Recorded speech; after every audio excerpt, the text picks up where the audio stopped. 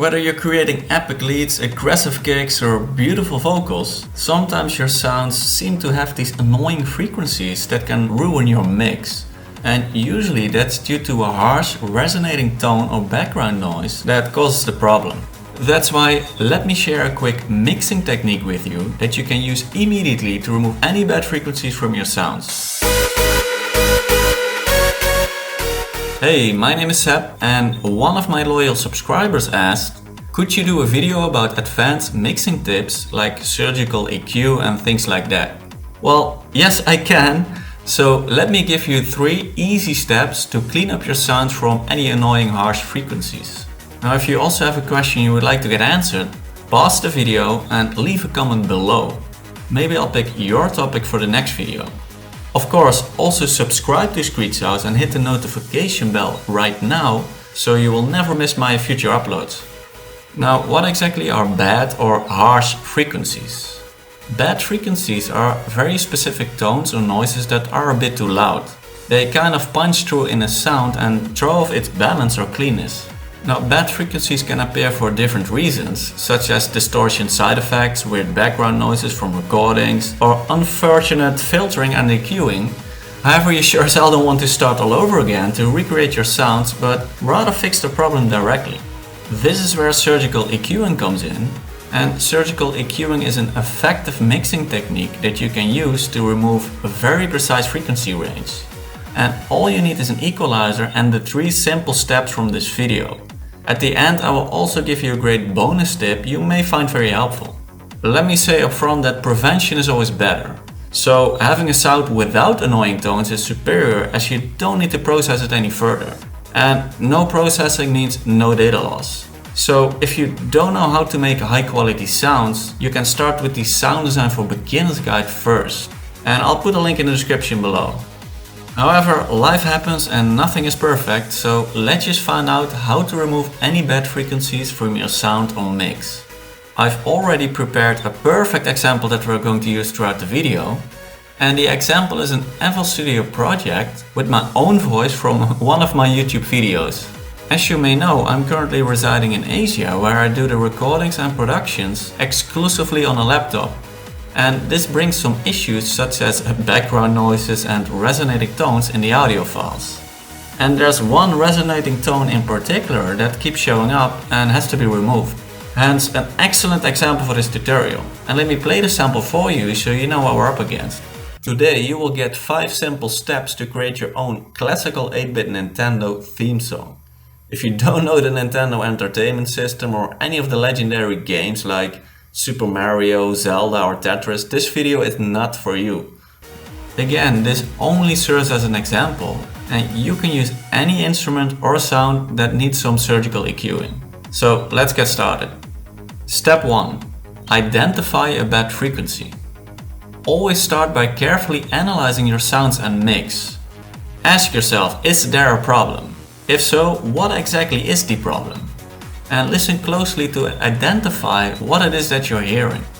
In most cases, the problem has nothing to do with a bad frequency, but rather with your mixing skills in general.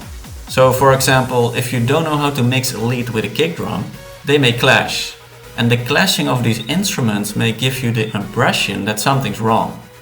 Obviously, there is something wrong, but it has nothing to do with harsh frequencies that needs to be removed. It has to do with your general mixing knowledge. That's why in the first book I've written, the EDM Mixing Guide, I talk explicitly about 12 of the most common mixing mistakes you must avoid and what to do instead. So this way your songs will immediately sound 10 times better without the need for special techniques like this. So if you want your copy, I'll put a link in the description box below. Check it out. So clearly you want to make sure the problem is indeed an annoying tone and not something else. And a good way to identify a problem is to take a break from your project and then come back to it after a few hours.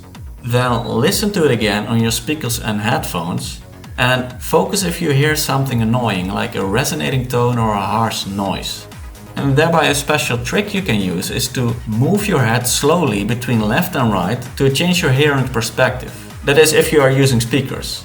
And by changing your hearing perspective, and of course while being focused, you may suddenly be able to hear some problem frequencies rise up. But if you don't, there's most likely no problem at all. If you do, however, it's time for step 2, which we will explore in a second. Now in our example here, there seems to be an annoying zooming sound in the higher frequencies that messes up the vocal quality. And let's see if you can hear it. Today you will get 5 simple steps to create your own classical 8-bit Nintendo theme song. If you don't know the Nintendo Entertainment System or any of the legendary games like Super Mario, Zelda or Tetris, this video is not for you. If you couldn't hear it, don't worry, you definitely will in step 2. Step 2. Find the bad frequency. Once you're aware there's a bad frequency messing up your sound or mix, you will have to find it. And if you can't find it, you can't remove it. So how do you find bad frequencies? First, open the mixer, select the concerning track and add an equalizer.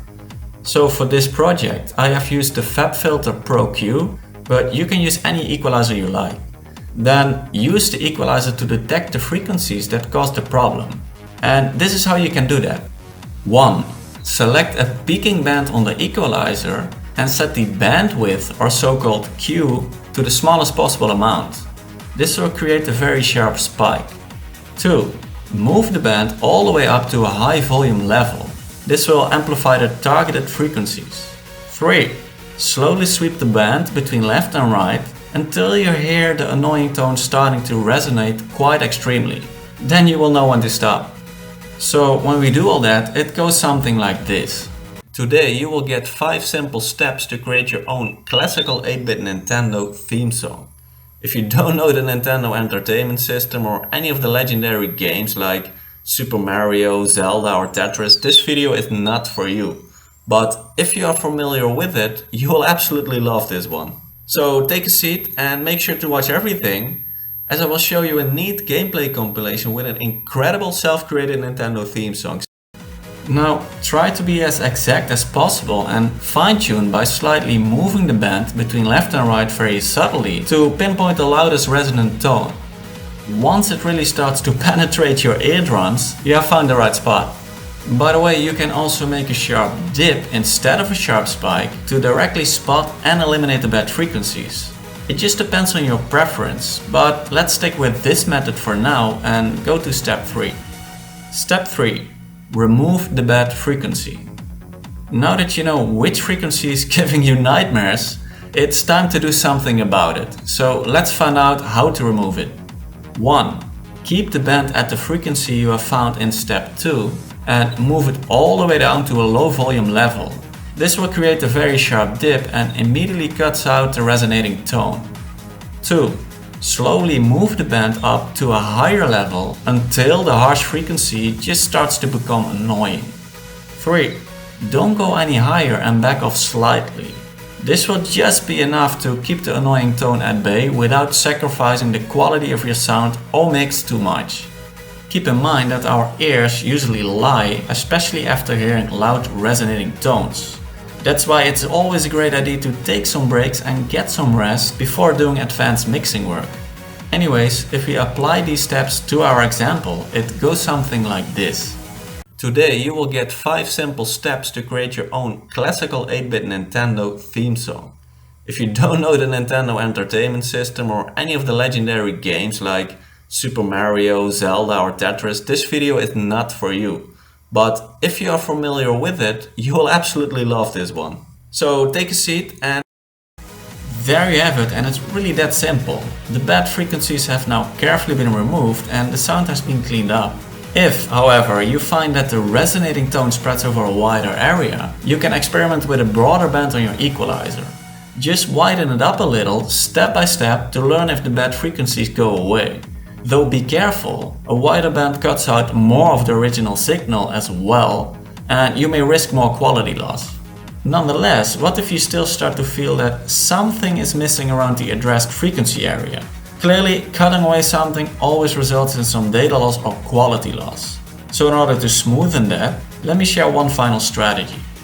Bonus tip: make up for any lost frequencies. Now, to get some of the original quality or power back, you can easily boost the frequencies around the area you just cut out. So for example, if you have reduced the frequencies around 3000 Hz, you can amplify some of the frequencies around 3500 Hz and or 2500 Hz, and this will bring back some of the high mids you have lost during the reduction. Mind you though, there are no real guidelines to follow here. Each situation is different, so you have to be your own judge. Usually you will be fine with a dip only, but sometimes boosting some surrounding frequencies will be very beneficial. Now in our vocal sample, I've added a 1 dB high shelf band to bring back some higher frequencies. The effect is very mild, but noticeable if you pay close attention. Today you will get 5 simple steps to create your own classical 8-bit Nintendo theme song. If you don't know the Nintendo Entertainment System or any of the legendary games like Super Mario, Zelda or Tetris, this video is not for you. But if you are familiar with it, you will absolutely love this one. Again, not a major difference in this case, but the situation doesn't really ask for it. Yours may be totally different and can reap the benefits even more. Well, you've made it this far, so let me summarize everything for you very quickly. First, start by identifying a bad frequency by focusing on a harsh resonating tone. Then, find the bad frequency with a small peaking band on an equalizer.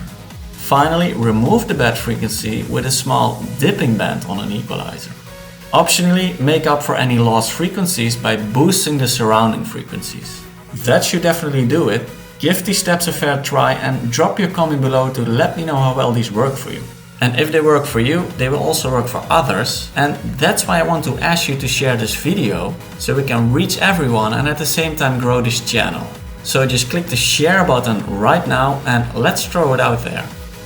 Thanks for doing that. Don't forget to check the description box for all the links and keep an eye out for the next video coming soon.